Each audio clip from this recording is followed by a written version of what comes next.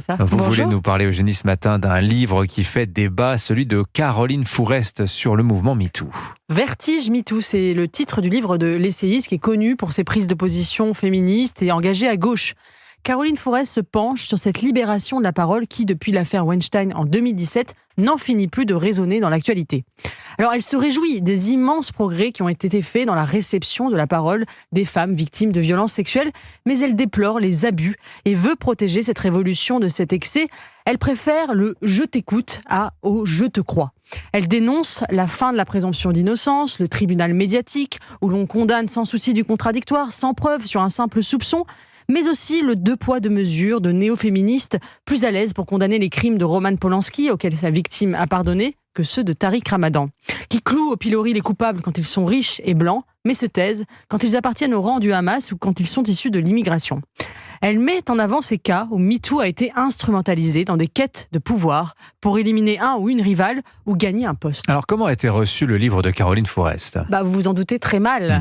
La gauche radicale l'avait déjà excommuniée pour sa critique de l'islamisme. La voilà mise au banc parce qu'elle a osé mettre des distances avec le néo-féminisme. Libération lui tape dessus, Politis l'accuse d'être anti-féministe, tandis que l'Obs, qui fait sa une sur la fameuse Mona Chollet, papesse du féminisme intersectionnel, l'accuse de gaslighting. Alors je ne savais pas ce que ça voulait dire. C'est une forme de manipulation mentale qui consiste à faire douter les victimes d'elles-mêmes. Mais la palme revient quand même à Sandrine Rousseau qui a fait hier un tweet ignoble, je le cite, « Que Caroline Fourest ait autant d'invitations sur les plateaux au moment même où se déroule le procès de Mazan, révélant la banalité du viol, est sidérant. » Donc la députée sous-entend que Caroline Fourest serait un soutien implicite de la barbarie, simplement parce qu'elle émet une position nuancée sur MeToo. Ce faisant, elle lui donne raison, puisqu'elle affirme que la surenchère radicale est en train de tuer tout débat.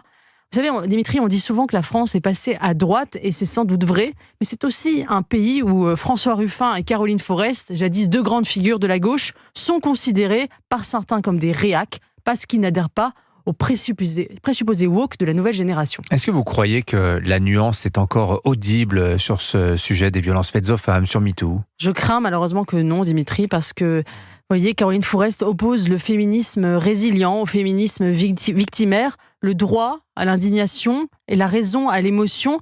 C'est inaudible dans notre société où l'image a remplacé l'écrit, où la dictature des ressentis a pris la place de la conversation civique. Dans notre monde en noir et blanc, où s'affrontent les victimes et les bourreaux, la nuance est hélas devenue un crime. Vous savez, Caroline Fourest me fait penser un peu à Olympe de Gouges, vous savez, cette révolutionnaire qui devint girondine. Elle s'opposa à la décapitation de Louis XVI, elle estimait que la révolution allait trop loin. Vous savez comment elle a fini, guillotinée. Fourest est la girondine de la révolution MeToo. Elle voudrait un féminisme modéré, réformiste, rationnel. Elle passe à son tour sous la guillotine médiatique. Elle devrait savoir qu'en France, le sort des révolutionnaires est d'être dévoré par plus révolutionnaires qu'eux. Signature Europe 1, Eugénie Bastier. Merci beaucoup, Eugénie.